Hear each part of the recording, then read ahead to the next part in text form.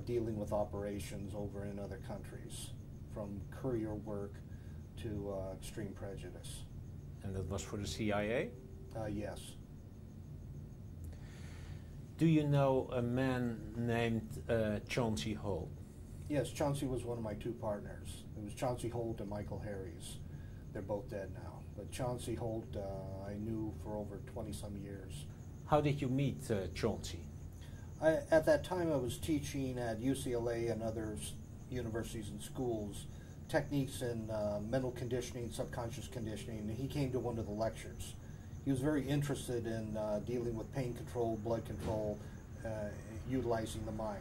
So I started teaching him and we became very good friends. Why was he interested in things like pain control? Well, because I found out much later, I found out that he was going out and doing the kind of work where he might be injured. And therefore he wanted to be able to deal with that pain and bleeding if there was any. You told that he recruited you for working for the CIA. What kind of assignments were that? It started out as courier work, and in the first few there was a time where I ran into some difficulty and felt that I needed to learn more about self-protection. So that's when Chauncey turned me on to Michael Harries, who was a Marine, an expert in tactics and weapons, and I started training with Michael. And I became very good at it, and therefore they wanted me to go out on other assignments dealing with arms shipments and taking care of certain people that the government didn't like in other areas of the world. Also people who had to be eliminated? Yes.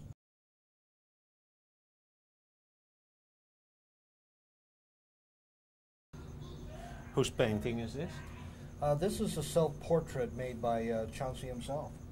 He was a pilot and flew all kinds of different aircraft. In fact, he would fly some of the aircraft that we would go on an assignment. And he gave me this a long time ago. And I cherish it as one of the only things left that I have of the 231 Club. Quite special. Yes, it is. Very special. Very special. He was he was a great fine artist, and that's what he used, that talent, in order to do the documents for the government. Yeah. The different passports and things that we would use ourselves and other agents. That was his specialty. Yes. Among other things. It was interesting. He started as a pilot when he was. He would do wing walking when he was around, I don't know, 12 years old. And he would do that for this pilot who used to do aviation tricks. And so he did it as a trade to learn how to fly a plane. And that's what got him into flying in planes when he was that young.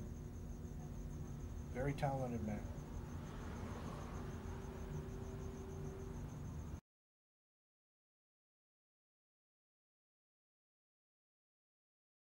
And that was an assignment where we went and did the job, and we were ready to come home. And one of the people that we were involved with at that time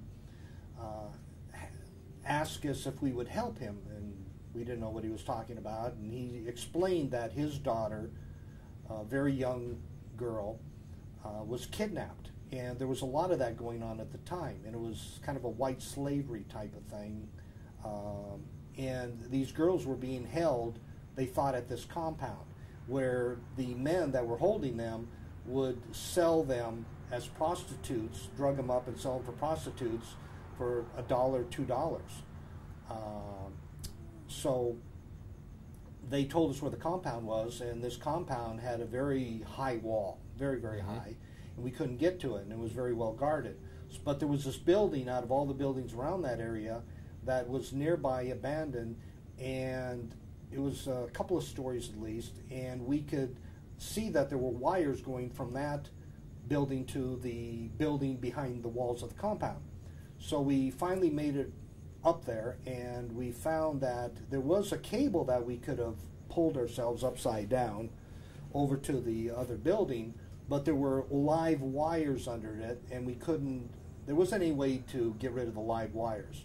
So Chauncey used to do high wire acts, and it was many, many years when he was very young, but he used to do it, and it was about 20 feet or so, from what I can remember, and so he decided, and we were totally against it, Michael and I, he decided to walk the wire to the other building. And it was fascinating, but also very scary at the time, because the live wires would hit up against that cable. Anyway, he made it across, and he found out that the girls weren't there. So he got back out through one of the gates, taking care of the guards at that gate, but he got the information of where they were being held. And so we ended up at this other location later on, and they had this, I don't know, I think it was 3-story building, and the different floors had these little setups where the girls were in, and they were all drugged. We got there it was pretty early in the morning, so there was very little activity. So we took care of the guards, and we were looking, and we had a picture of this guy's daughter, and she had some moles on the back of her neck.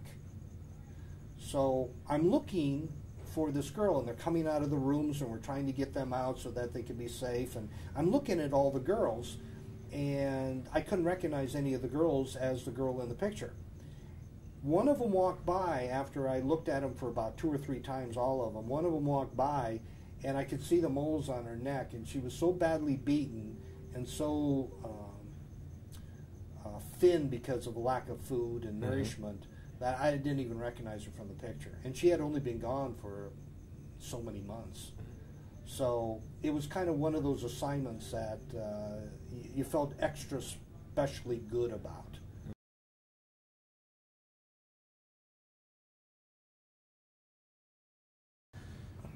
Do you think that the president was also shot by the rifle of Lee Harvey Oswald? No, not at all. But I do believe that there were rifles that were made up with neck-down cases that could have fired that type of bullet to make it look like it came from that type of gun, that type of rifle.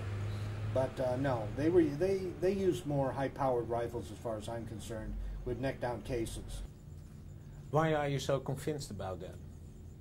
Well, because I'm sorry. How come?